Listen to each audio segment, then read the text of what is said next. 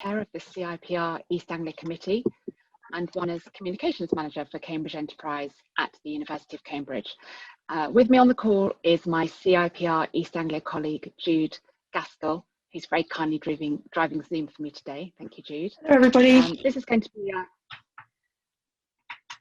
be a pretty fast-paced hour with interactive moments so we can hear from each other, keep the session lively.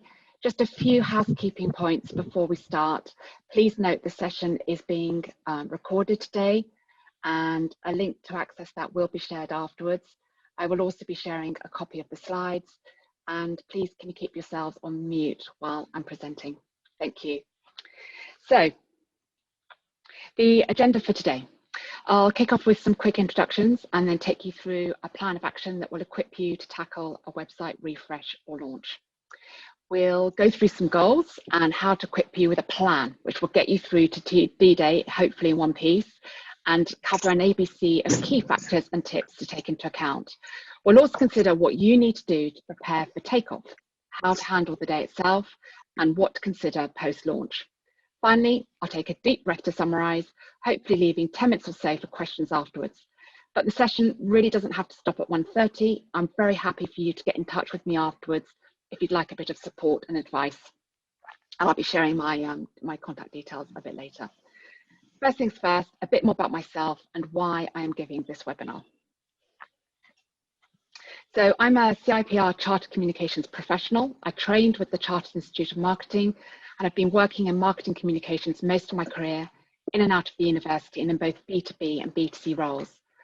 I'm Communications Manager at Cambridge Enterprise, as I mentioned briefly before. Cambridge Enterprise is the commercialisation arm for the University of Cambridge and has about 80 employees. What we do is we help university members to create beneficial impact from their ideas and expertise through commercial channels, from academic consultancy to licensing their intellectual property and creating new companies.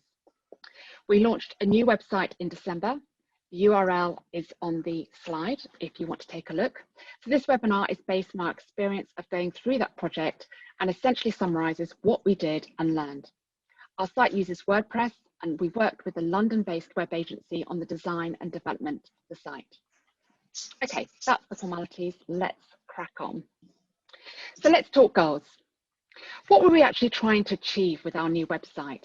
Well, the previous one hadn't been updated since 2015, and we all know that's a long time in the world of websites. We'd grown as a business and developed our brand position and identity. Best practice in web design had also moved on significantly. We also knew from customer and stakeholder feedback that our site was commonly perceived as being rich in content, but hard to navigate. So our primary strategic goals were as follows. Number one, make the website much easier to navigate for our customers and stakeholders. And two, integrate our newly developed brand identity more completely. We had two further tactical goals that are a standard requirement of all websites, but we included them in the brief to ensure they were an integral part of the plan from day one. Number one, apply SEO correctly.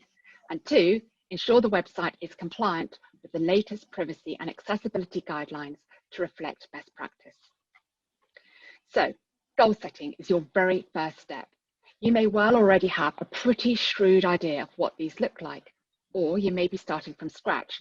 Either way, whether it's to check your thinking or to fill that blank page, you'll need to do your customer and stakeholder research, analyze any web data you might have, consult with colleagues, and as you finalize your goals, check that they align with your business objectives.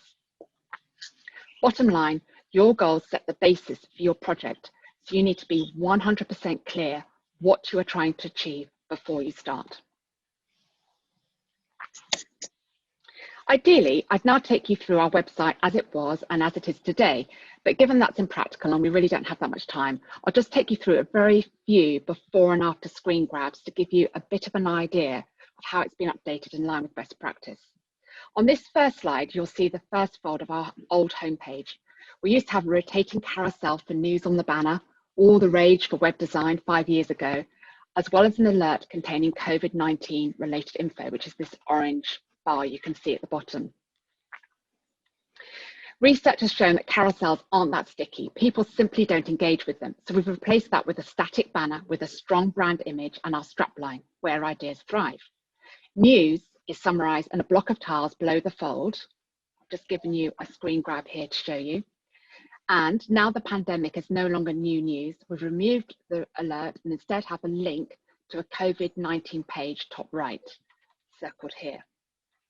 Again, in line with current web trends, the design grid is cleaner with more white space, including around the banner image, which used to run full width. We also took the opportunity to provide much clearer gateways to the site for our two key customer groups, the university and external, ringed here on the top navigation bar. That top level navigation is then further supported by two prominent teaser boxes on the homepage, right underneath a brief introduction to Cambridge Enterprise. Quick screen grab here to show you what those look like. Moving on. So what you can see here is the contrast on one of our inner pages. As you can see from the top, the old site still carried a secondary navigation bar down the side, ringed there. Obviously not very good for mobile responsiveness. That has now been replaced by a combination of improved rollovers on the top menu, as shown here, and as well, we effectively created a series of landing pages for our top level information that then lead you further into the site. The top screen grab shows a lot of text. Our site will always be very content rich, but if you browse the site today, you'll see that we are now able to package it into different modules that break it into bite-sized chunks of information. We also now have much clearer calls to action on every page. And finally, our events page, which used to be buried under About Us, but as our webinars are now our primary outreach tool, it's now on the top level menu bar, ringed there. Previously, we were using an Eventbrite plugin, which you can see in that top screen grab, to present our events, and that did work quite well, but the format really didn't fit with the new design. So we replaced that with event tiles for each event, and I've given you a screen grab there to give you a quick idea. Okay, so I'd like to now pause for just a very quick goal setting brainstorm, also give you a chance to say hello to each other. Don't make it complicated. I appreciate you're going to have to do your due diligence to refine and finalize. At this stage, it's simply to capture your first thoughts on your top 1 or 2 priorities for your site. So Jude will now pop you into breakout groups just for 2 or 3 minutes, and we'll then reconvene for some feedback. So see you in a little while. Any volunteers? I'll go. Oh, thanks, Leanne. Hi, Sorry. nice to meet you. Yes, so what was just a couple of quick bits of feedback from your group then, before we move on? I think it sounds like generally it's a lot of refreshing, trying to work. So mine was trying to be able to track a customer journey, getting any tips of, you know, how old the website is. You know, if 5 years is really old in website terms now, then it's a lot of refreshing to do. And then a really good one about changing some of the behavior going into it and updating the amount of compliance with other users. Yeah, the compliance aspect drives a lot of change on websites for sure, quite apart from your own sort of customer based messaging that you may want to update. Okay, excellent. Thank you for that feedback. That's really great. Anyone else? Just 1 or 2 others feel brave enough to give us a bit of feedback? Hopefully you'll have a chance to say a quick hello as well. Oh, hi Amanda, thank you. So yeah, also in relation to that compliance for the accessibility guidelines, we need to have the certificate in by the end of this year. That's right. And apart from that, our website is 8 years old. 8 years old, and wow. For us, we're now adopting a user-centered approach. So basically now it's really inside out. So you see the internal structure of the organization actually just, you know, represented on the website. And that's not, how the visitor, what the visitor is looking for, like the information, how they navigate through the website. So also the customer journeys, of course, that are included in this. So that's basically what we're working on the full redesign of our website. I'm from Rotterdam School of Management, by the way, from Erasmus University in Holland. Great. Oh, brilliant. Thanks for joining us today. It's lovely to hear from you. Thank you for that feedback. Okay, great. There was a raised hand from Amos. Amos. Oh, okay. We'll take one more then. Amos, sorry. Yes, I missed you. Amos, hi. Nice to meet you. Yeah, hello. Good to hear from you. Yeah, great. Yeah, hello. I'm fine.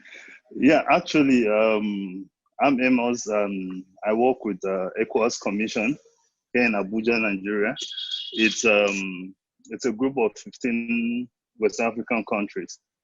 It's like our own EU kind of. Wow. So I had the information. Yeah, thank you. I had the information and communication division, the directorate, 2014.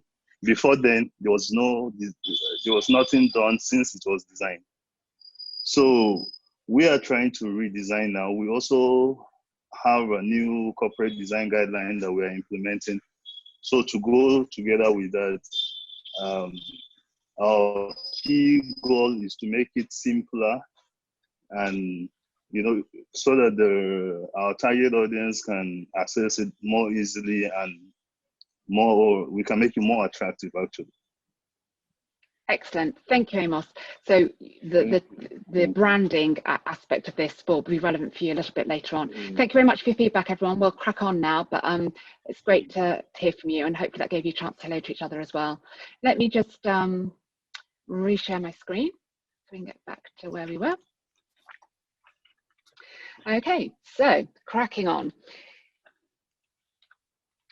Let's so we've talked about goals, and you've had a little bit of a think about that. Once you've got your goals clear, you need to get stuck into a detailed plan. It's worth taking a bit of time to get this right, as this will give you a really solid foundation for your project. Firstly, you need to develop your goals into SMART objectives. I expect most of you are very familiar with these anyway, and if you're not, go Google. There's lots of information online on SMART objectives. You'll then need to develop your web architecture, deciding how you need to set up your site to make the user journey as intuitive as possible. More on how to do that later. Pinning down your goals and defining your structure take time, but are absolutely crucial to get right as the foundations for the project. You can then move on to the usual project considerations, your resources available, including your web and host server agencies, timelines, budget, and risks to the project. It's worth thinking about what else is going on in your team in the coming months. Are there any codependencies with any other projects? The project scope and objective easily shift and creep if you don't anticipate dependencies before you start. To give you just one example that we encountered, have you got a clearly defined brand position or identity, or do you need to do some housekeeping there first? In our case, we started to research our web project Q1 2019 and then realized just that we need to do more work on our brand. Q putting the web project on the back burner while we worked on a strategic brand review that was delivered in Q4 that year. We then picked up the web project again, Q1 2020, and took the rest of the year to deliver. Yours may well take significantly less time. Ours is a complex, content-rich site, and we operate in a consultative environment that necessitates lots of careful liaison with colleagues to update content. For a job this size, I really would recommend using an agency. Even if you have the skills in-house, you need to be 100% sure you can ring-fence the time that the project will demand, and that you wouldn't benefit from the expertise, support, and best practice know-how from an agency who live and breathe this stuff every single day. Either way, you'll need a brief, summarize the internal project plan into a document that will equip the team that's going to work on this with what they need to embark on the project, and then ensure you have a thorough briefing meeting to ensure expectations are clear before you start. Agree how you're going to minute actions and track progress. Of course, if you plan to appoint an agency but are yet to do so, you'll need the brief to run a pitch, and you'll need to allow additional time for this recruitment process. Effective project management is crucial, and there are lots of tools out there to help you with this. We migrated to Teams last year and used Planner for this project. Trello works in a very similar way. It was absolutely invaluable for allocating and tracking tasks and providing the whole team with access to the project. We also used the chat connected to the project in Planner for project-related comms, so it was all in one place. You'll obviously need to consider your stakeholder communications for the project as well. Who needs to know what and when? Your website is a key channel, so you need to manage expectations as you go. In our case, it was important to ensure the university's central digital team knew of and were happy with our plans, and we also issued regular updates to our colleagues at Cambridge Enterprise throughout the project. Finally, coming back to marketing basics again, remember to consider how you're going to measure the effectiveness of the new website and set up Google Analytics to track those goals.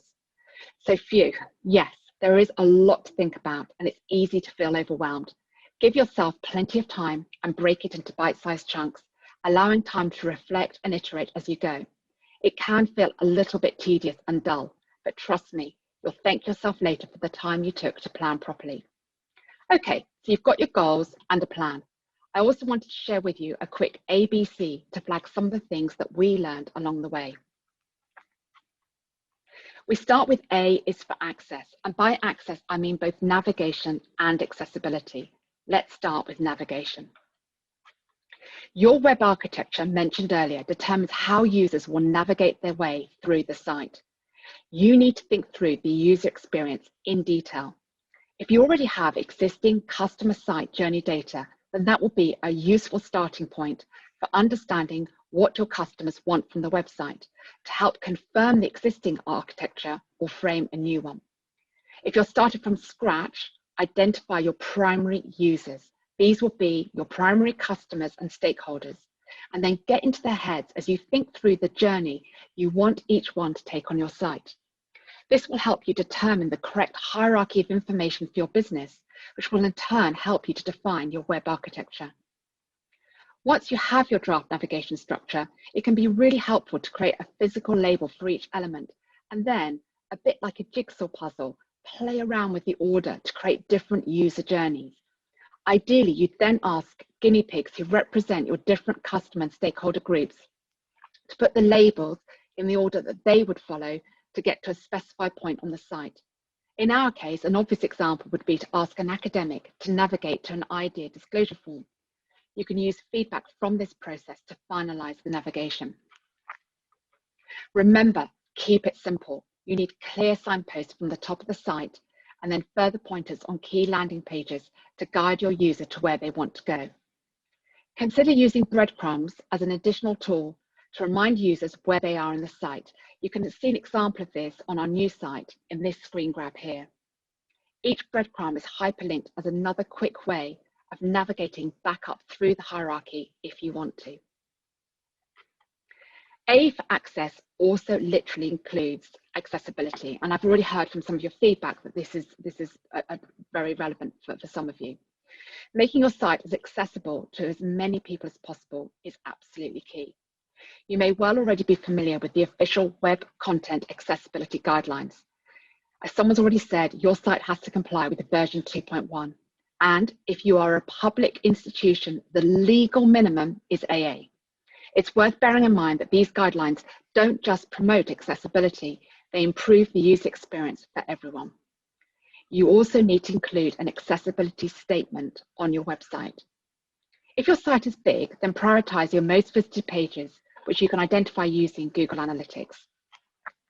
And a warning, version 2.2 is due sometime this year and a working draft is already available. I've given you the link there so you can click through easily and have a further look. It makes sense to ensure your new website is compliant with this upcoming version. It is part of your agency's bread and butter to know this stuff and advise you. So get this into the brief at the beginning and make it clear you won't sign off the site unless it clears the agreed benchmark. You can check this pre-launch by running the site through an accessibility checker. There are lots of courses available to get you and your team trained up on accessibility, and it could be the sole focus of a separate webinar. But here are a few quick tips to help you get started and also hopefully reassure you it's simple enough to sort. So firstly, don't use click here. Instead, create a new section on the page that invites the user to take the next step and then provide a prominent call to action button as demonstrated here in this screen grab. So yes, in this screen grab, you see we've got a little subtitle here, a wee bit of invitation text, and then the crucial call to action button to encourage the user to engage with your site.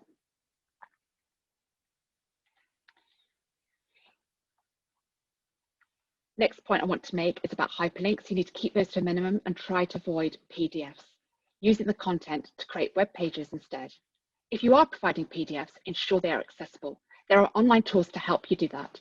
If you're uploading videos, add subtitles first, taking care to check and edit them before you do. All images must have alt tags and avoid images with text on them as screen readers can't read the text. On colour contrast, it took the 11th hour when we ran the all-important accessibility check to realise that our primary band colour of orange was causing contrast problems where it was being used with white text. We did try to modify, but that then adversely impacted the brand presentation too much. So we opted instead to provide an accessible mode option.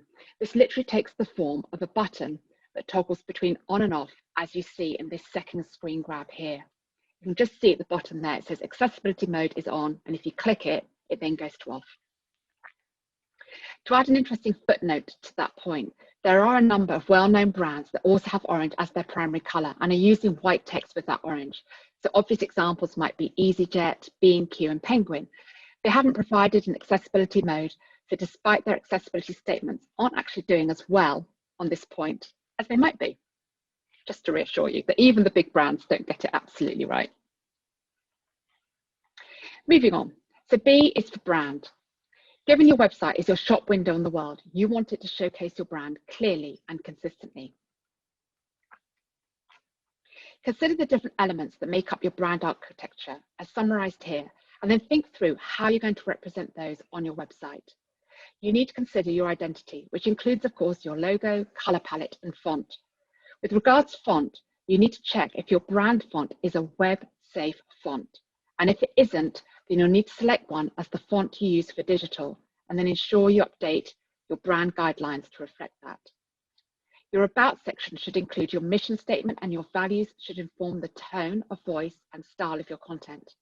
If you have one, you should also consider your strapline.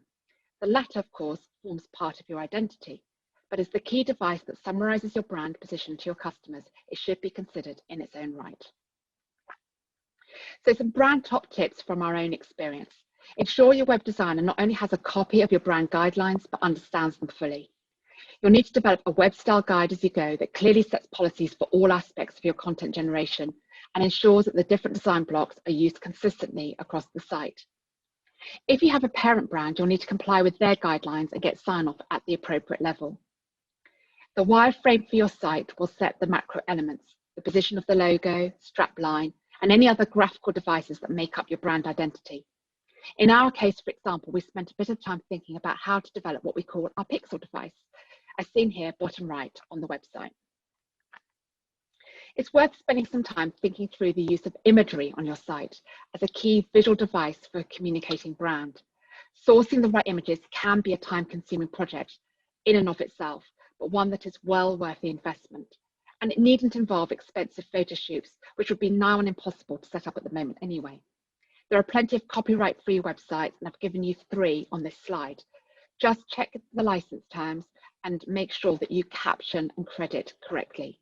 If the license allows, a clever crop can give an image that edge that stops it from looking too stocky and cliched.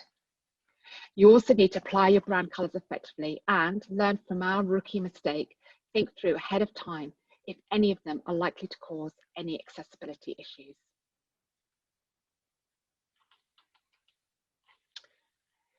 The C is for content. Now, if you're in the enviable position of knowing your content is already sorted, then please feel free to sit back and relax for a few minutes. However, if you're either facing from scratch content generation and or a serious content overhaul, and again, I've already heard that in your feedback earlier, then my absolute top piece of advice here is to get started nice and early. We allowed a good 3 months plus over the summer just for this one element of the project. How you approach this stage will also depend, of course, on your corporate culture. If yours is one where what marketing decides pretty much goes, then fantastic. If, however, it's more like ours, which is a very collaborative one, in which colleagues very much own their own content, then allow for a much more consultative process that includes 2 iterations. Set out the process clearly for colleagues at the start, as that will manage expectations and allow you to be strict about your timings. Writing for the web is tricky. You write for your customers, as always, ensuring you keep to house style. If you don't have a style guide, then write one. This was yet another mini project that we had to deliver in the course of the wider web project. However, accessibility guidelines also dictate that you write for simple reading level, around what you'd expect for the early years of secondary school. And finally, you also need to write for SEO. but within reason. Which brings me on to a bonus slide on just that, SEO. Inevitable really for any web 101 session. Of course, we all know SEO could easily be the focus of a whole series of webinars, never mind a single slide, but here are just a few pointers. Firstly, it's a juggling act. If you write purely for SEO, you'll score great on that, but run the risk of ending up with clunky copy that doesn't read very well or reflect your brand correctly. So use your common sense.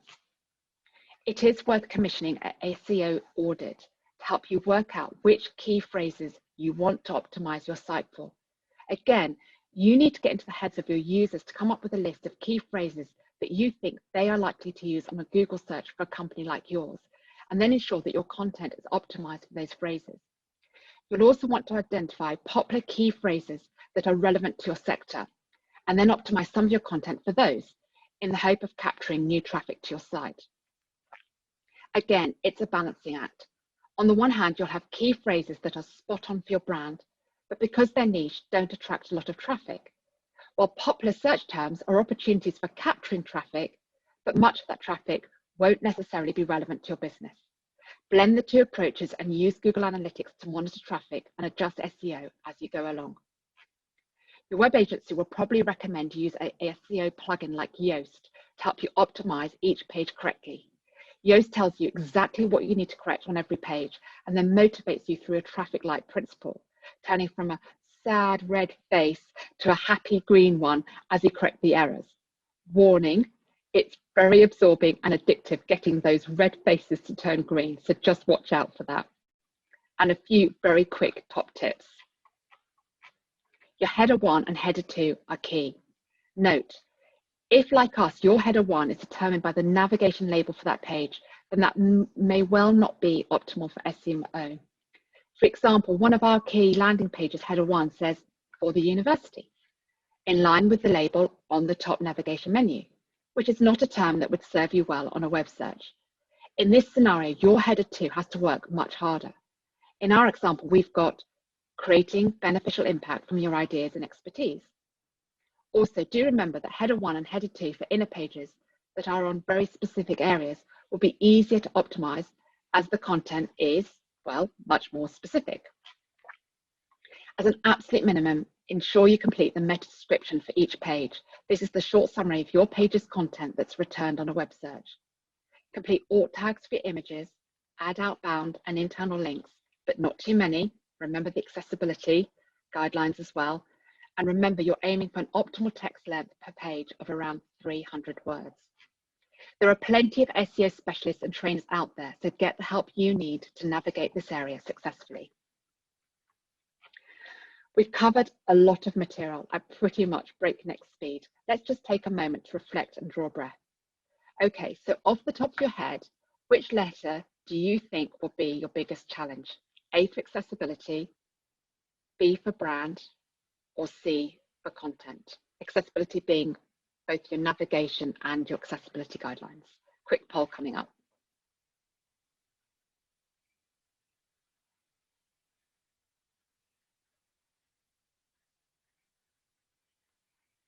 Interesting. So just going to give it a few more seconds for the last few people to vote. Thank you very much.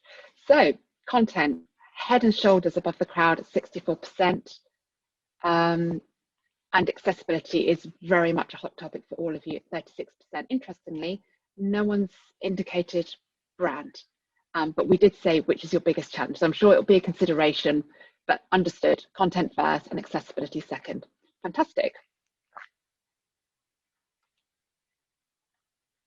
Okay. So let me just make sure that I share again.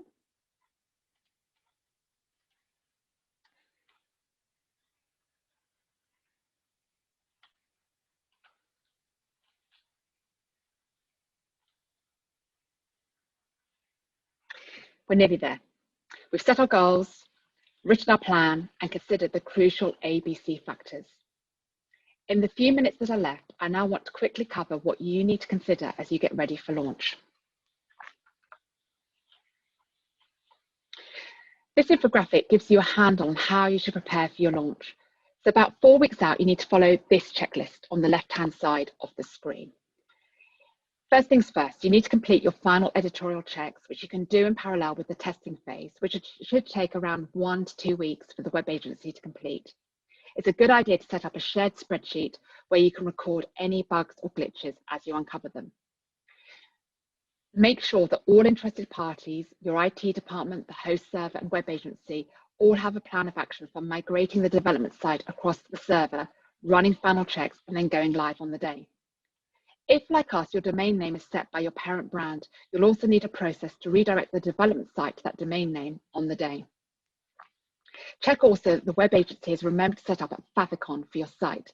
This is the small icon that appears at the top of the tab to denote your brand as shown in the screen grab here. Just put it here for you, and you can just see, in our case, it's the little crest that is the university shield.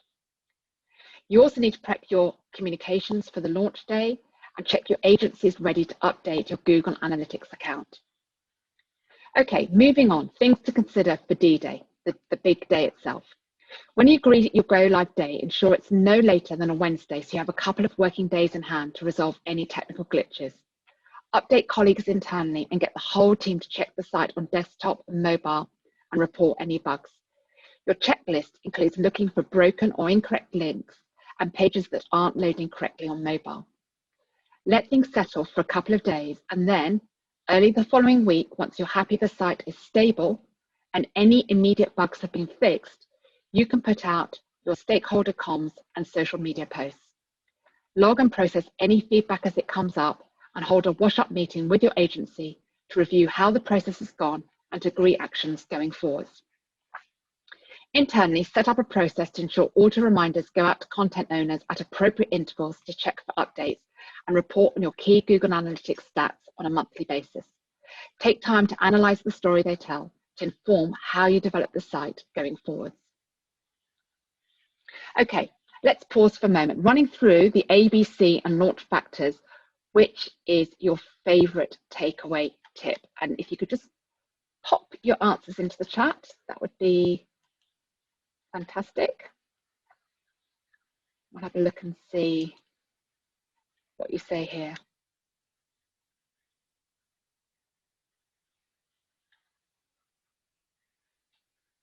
Harry, thanks for your comments in chat. Thanks, Leanne. So your takeaway tip is there's an accessibility mode. I know that was a revelation to me too. We were pulling our hair out a bit until we discovered that, but it's such a neat way of dealing with the problem.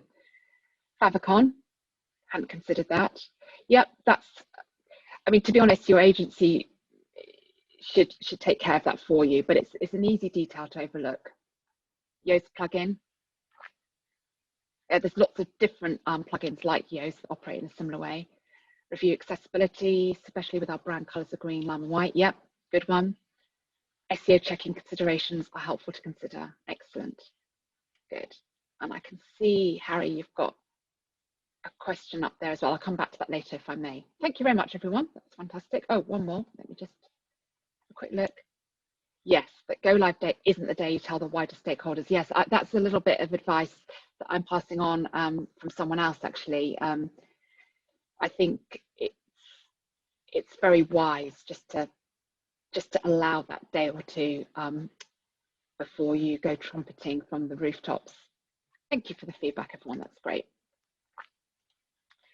Okay, so we are pretty much there. I'm just going to summarize.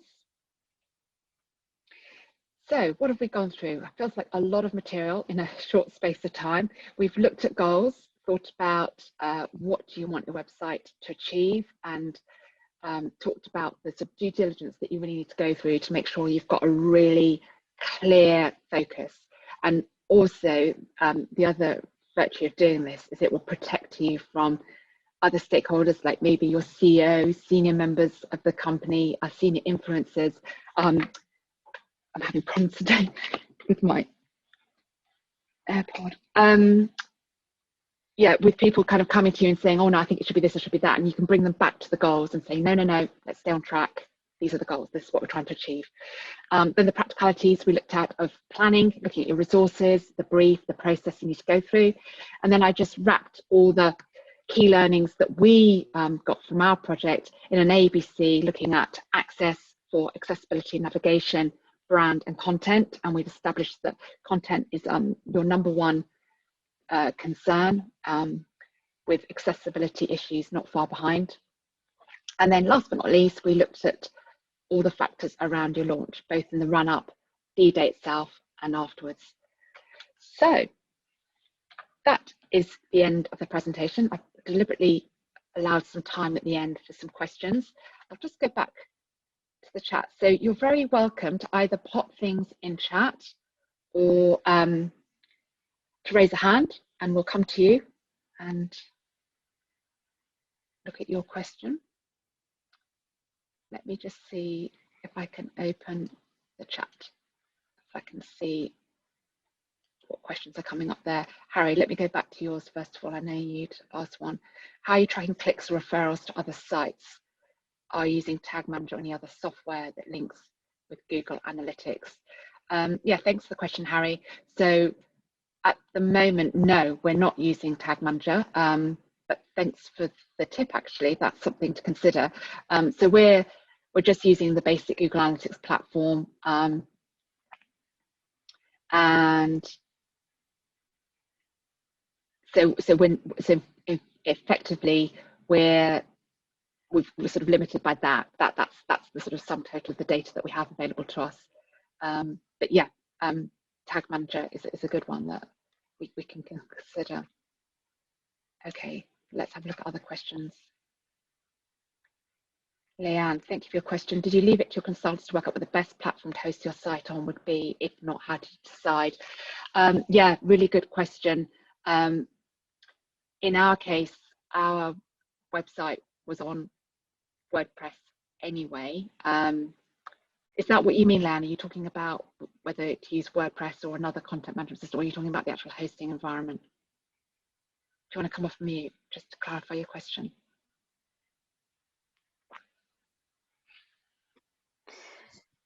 Hey, yes, I did mean that. How did you decide whether it was WordPress or, you know, Squarespace or something like that? Yeah.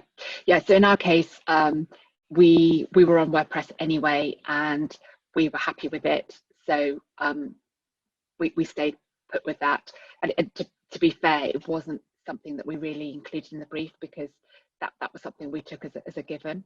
But it's a really fair point to bring up, because when else, you know, I suppose if everything's working well with your current platform, then like us, you might not, you know, it might not be a relevant issue, but especially if you know that there's been problems, it's a perfect opportunity to review that, isn't it? And certainly if you are up for reviewing, then definitely get your agency to advise you. You might well, I mean, you're going to look at your own experience as well, and you might well want to ask other colleagues that you know in the industry for their advice as well, but your web agency is certainly a good place to start. So next question, Kelly, thank you for your question. Were there any particular websites you refer to as using best practice or look you wanted to emulate? Excellent question. So I think it's always a really good idea to look at your competitors' websites for starters.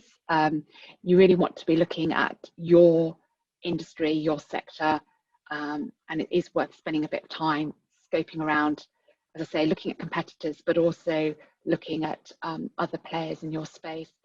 But do also take time to go and look at other sectors as well, because sometimes I think different industries tend to have a sort of different flavors to their communications, and sometimes we can get fresh ideas, fresh perspectives from other sectors. We can sort of beg, borrow and steal a little bit. So yeah, worth taking time.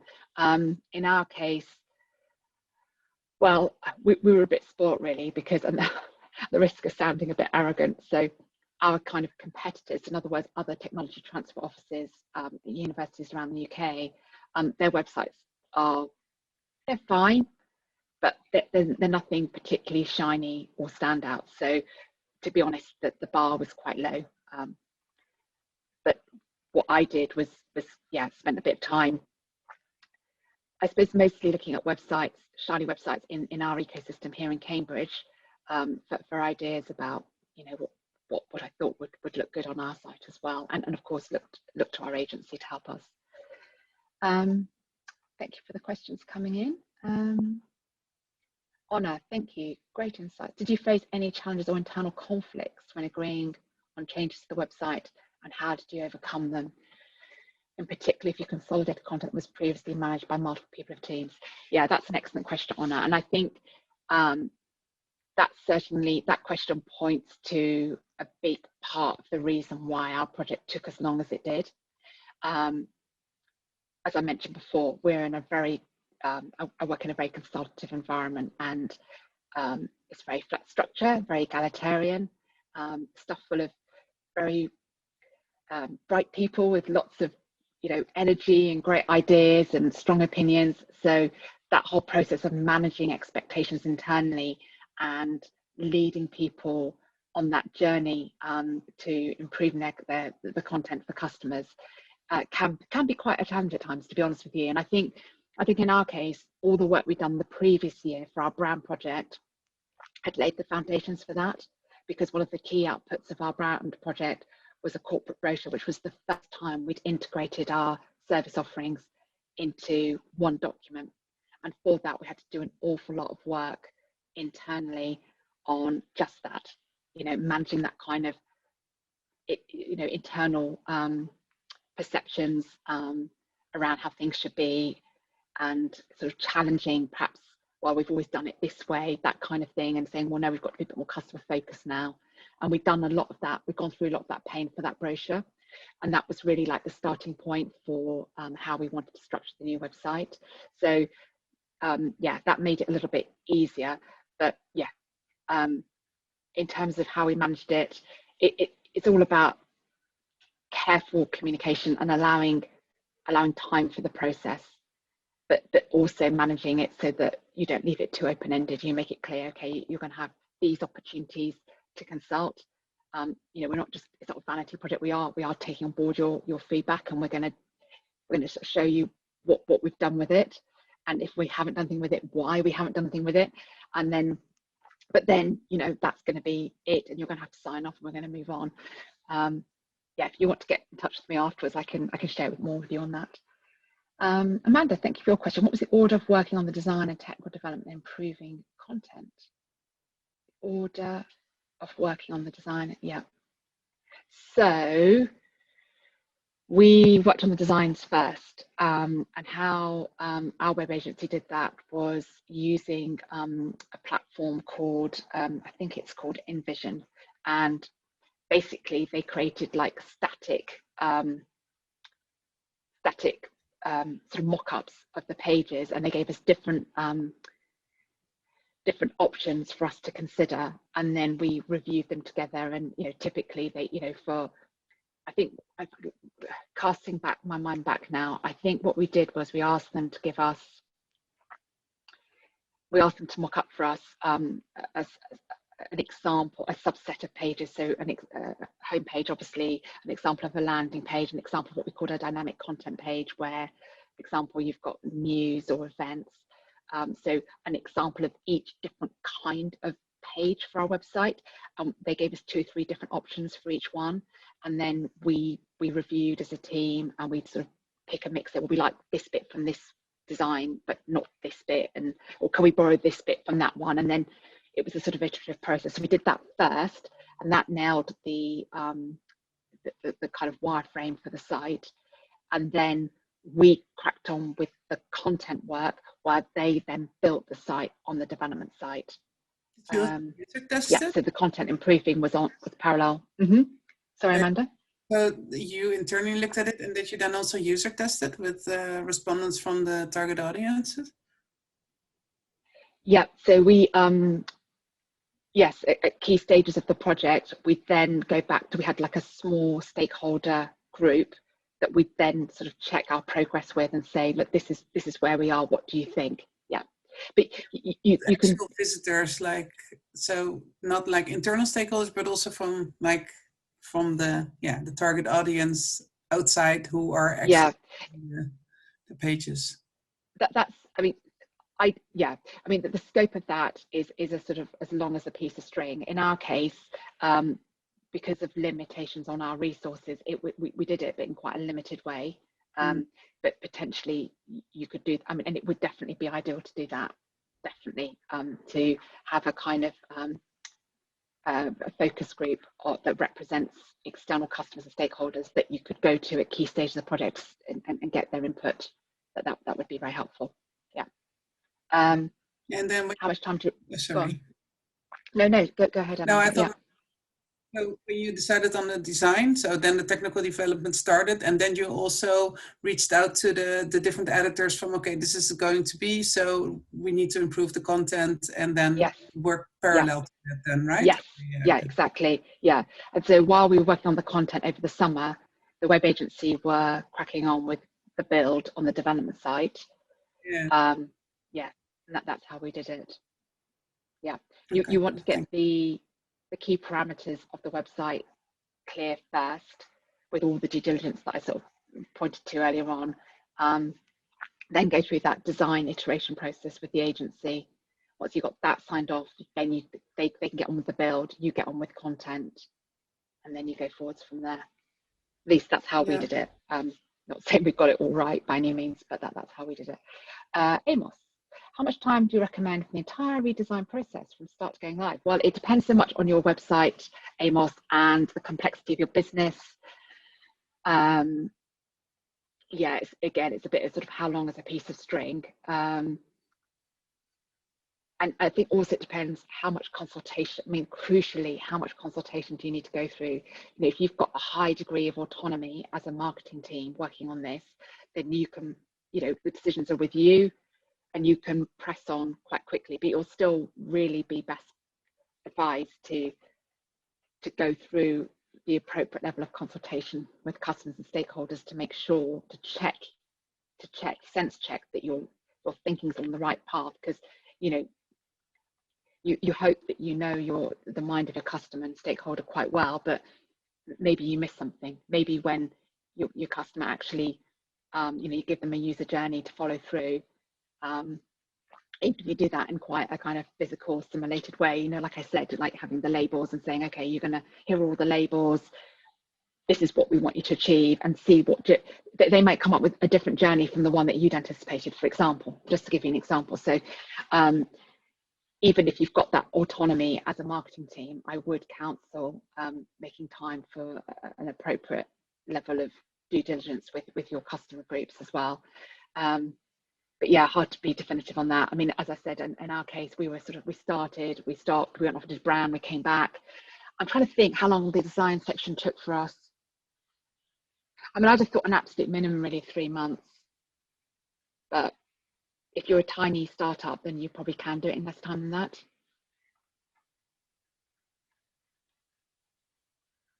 Any more questions from anyone? Really appreciate all your input, guys. It's really, really great to get this level of engagement. Brilliant. Well, I don't think there's any more questions in the chat. So I think we're nearly there, but before we close out today, just a couple of things I want to mention. That you've got my contact details on the slide, and you're, as I said at the beginning, I'm very happy to hear from anyone after this. Also, please do feel free to connect with me on LinkedIn if I can, you know, be of any further help with any bits of advice, tips, hints. Each one of you will have very specific situations, obviously, so it's quite hard to give very specific advice, you know, on the call, but very happy to follow up with any of you afterwards. And very quickly, just in the last couple of minutes we've got left before we finish, because putting my other hat on now, my CIPR East Anglia hat, just wanted to take the opportunity today just to share a few bits and pieces with you. So first of all, we are currently promoting our best practice conference Bite Size. We had to delay this conference last year because of COVID-19. This is that delayed conference being repackaged. We've called it Bite Size because we're going to do it over a series of lunchtime webinars through April and May to make them really easy for you to fit into a busy day. They'll all be recorded, so if you can't join on the day, you'll be able to catch up later on. I've got the URL there on the slide. Please do take a look at the website. There's more information there. We've got a fantastic lineup of speakers, and you'll be very welcome to join. You can either buy one ticket for the whole lot, which is excellent value, or if you prefer, you can pick a mix and just buy tickets for the individual sessions. It's not expensive. Members and non-members alike are very welcome to come along. So I just wanted to mention that. And also to mention that every month, very ably hosted by Jude, we hold a connect, what we call a connect session online. This is our networking that we do every month, and members and non-members are very welcome to come along. It's just an informal hour. It's a really nice space, very supportive, safe environment where you can come online, hear what other communication professionals are talking about, share best practice, get feedback on challenges that perhaps you're facing at the moment. And yeah, if you're not a member and you're considering membership, it's a really good sort of way of dipping your toe in the water. And on that note, I wouldn't be a good chair if I didn't mention membership. So if you're not a member of the CIPR, please do consider it. There are many benefits, professional credibility being just one of them. I'm very proud of the fact that I'm chartered. I see that as a real hallmark of, you know, my professional standards. And the CIPR gives you a really clear membership structure and lots of training and development opportunities to move up and through that structure. Fantastic range of resources on the website that you can access as a member. Pretty much anything you might be working on. If you need a bit of extra help, chances are there'll be something on that website to help you get started. Networking, various support mechanisms as well, financial, mental health, and so on. And it's affordable. Obviously, one always hopes that one's employer is going to support these things. But if you're not in that fortunate position where you work for yourself, you can join for less than £18 a month, which is really very affordable. So that's my sort of parting plea to you to please give that some thought. Just remains for me to say thank you ever so much for joining. It's been an absolute pleasure to share this lunch hour with you, and I hope you found it helpful. Thank you very much for all the comments and chat and for your engagement through the webinar. And as I said at the beginning, we'll be sharing this recording and the slides with you shortly. And last but not least, a big thank you to Jude for being my co-host this afternoon. Thank you, Jude, for ably helping us with the Zoom tech, and yeah, for just making sure that everything ran really smoothly. So thank you very much, everyone, and wishing you all a really good rest of the day. Take care. Okay then, bye-bye.